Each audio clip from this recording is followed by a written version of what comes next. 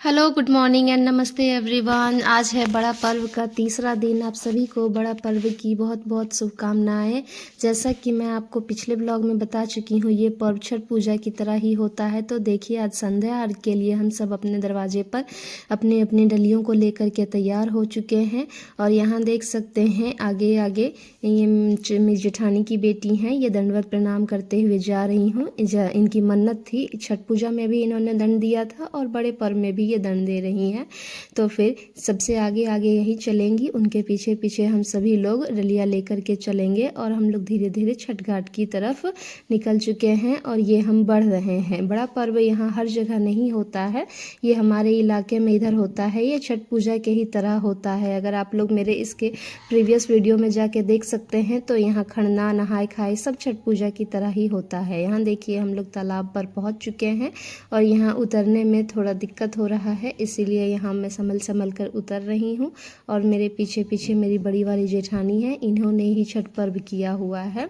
छठ पर्व नहीं, बड़ा पर्व किया है। तो फिर यहाँ देखिए तालाब का व्यू, और देख सकते हैं ये आप चारों तरफ का भीड़ छठ पूजा की ही तरह बिल्कुल नज़ारा है बड़े पर्व का। यहाँ हम लोग सब पिक क्लिक करवाते हुए थोड़े बहुत मोमेंट को एंजॉय करते हुए। तो फिर यहाँ इस पर्व में शाम ज़्यादा नहीं होता है, सूरज की रोशनी हल्की रहती ही है, तभी ही हम लोग इसमें अर्घ देते हैं। तो देख सकते हैं अभी काफ़ी उजाला है और यहाँ अर्घ पड़ रहा है डलियों में। तो यहाँ सभी परिवार के लोग इकट्ठा होकर अर्घ देने के लिए तैयार हो गए हैं और एक एक करके सब अर्घ देते रहेंगे और उसके बाद फिर चले जाएंगे ऊपर। यहाँ स्पेस की थोड़ी कमी है, इसलिए एक एक करके लोग आ रहे हैं और अर्घ दे रहे हैं।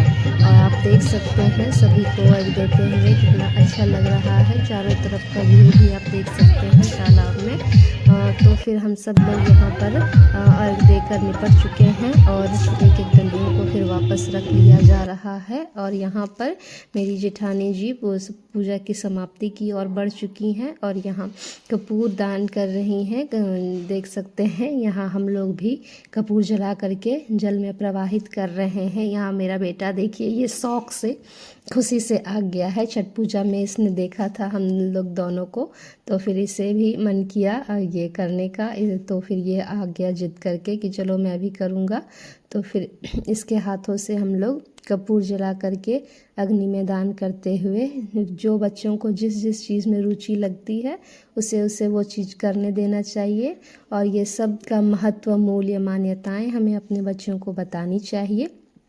तो इसी के साथ मैं आपसे विदा लेती हूँ छठ पहाड़ से। और देख ले सकते हैं सब लोग पिक क्लिक करवा रहे हैं और इसके बाद हम सब लोग अपने अपने डलियों को उठाएंगे। और एक साल के लिए छठ पूजा, बड़ा पर्व सब की समाप्ति के बाद हम लोग तालाब से विदा लेते हैं। और फिर इस तालाब में हो सकता है हमारा आगमन अगले साल ही हो, इसीलिए मैं बोल रही हूँ कि तालाब से विदा लेते हैं। और यहाँ देखिए हम लोग पिक क्लिक करवाते हुए, यहाँ हम लोग 3 हैं गोतनियाँ और एक मेरी मम्मी है। तो फिर मेरी एक 4 नंबर की जो मेरी जेठानी, एक और जेठानी है जो वो नहीं है यहाँ पे। एक्चुअली वो हैं हमारे साथ में, लेकिन वो उनके कुछ इंसिडेंट्स हो गए हैं उनके साथ में, इसलिए उन्हें पूजा पाठ में इंटरेस्ट नहीं लग रहा है। वैसे वे हमारे साथ साथी हैं, बस उन्हें पिक वगैरह क्लिक कराने में इंटरेस्ट नहीं आ रहा है।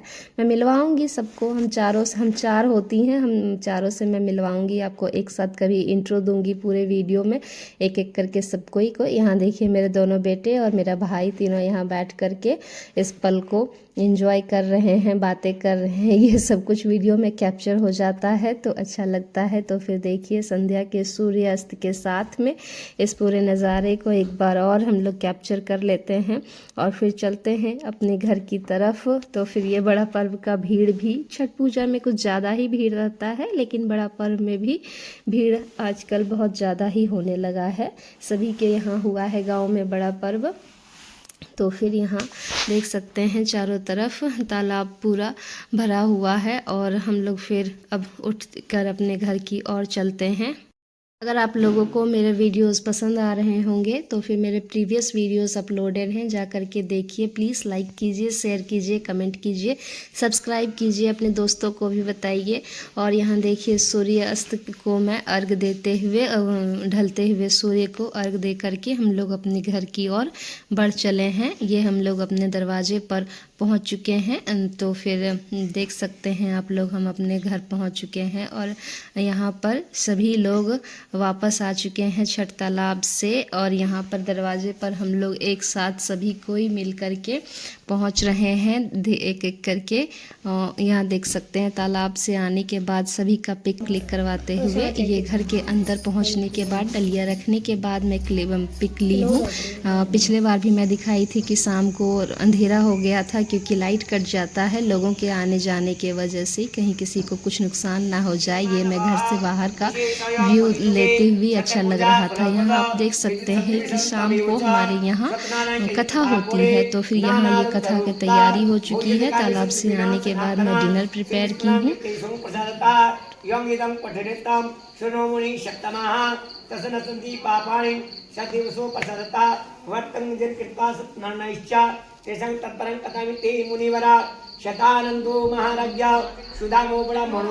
उसके बाद यह कथा के बाद आज का दिन ख़त्म होने की ओर आता है। तो कथा आने के बाद, तालाब से आने के बाद मैं डिनर प्रिपेयर की थी।